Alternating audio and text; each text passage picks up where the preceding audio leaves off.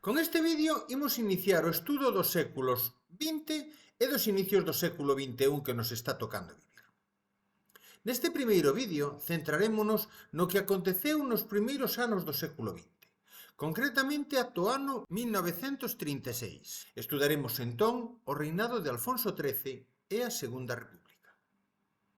Lembra que nun vídeo anterior dicíamos que no ano 1885 morrera Alfonso XII e que o sucedera o seu fillo Alfonso XIII, pero que fora súa nai, María Cristina, a que gobernou no seu nome ata que cumpriu 16 anos no ano 1902.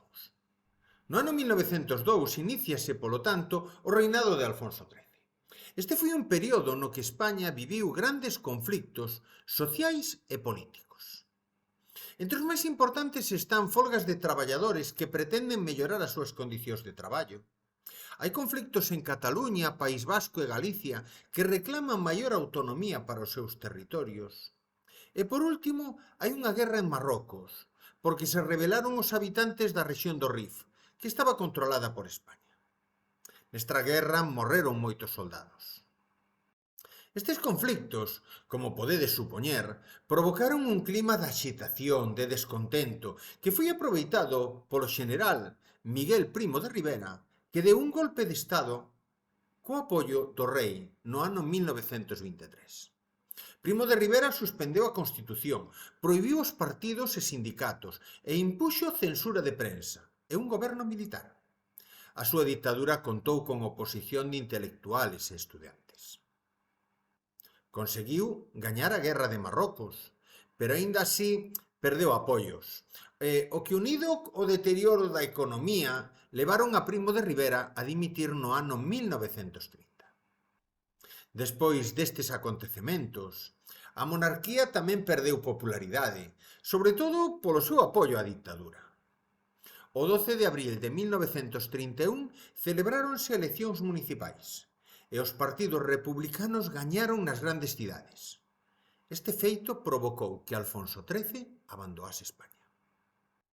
O 14 de abril de 1931 proclamouse a Segunda República.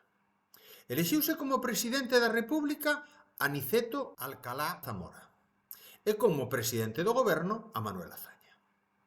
Neste mesmo ano, 1931, aprobouse unha nova Constitución que establecía as liberdades cidadáns, o dereito ao voto para homes e mulleres, a separación da Igrexa e o Estado e o dereito á autonomía das diferentes rexións de España. Durante a Segunda República fixéronse importantísimas reformas que levaron consigo grandes avances políticos e sociais. Por un lado, autorizouse o matrimonio civil, o divorcio e, como dicía antes, o dereito ao voto das mulleres. Tamén se repartiron terras entre as familias campesiñas máis pobres, estableceuse un salario mínimo e reduciuse a duración da xornada laboral, o que mellorou a situación das clases máis baixas. Creáronse tamén 10.000 escolas, aumentando tamén o número de mestres, o que reduciu o analfabetismo.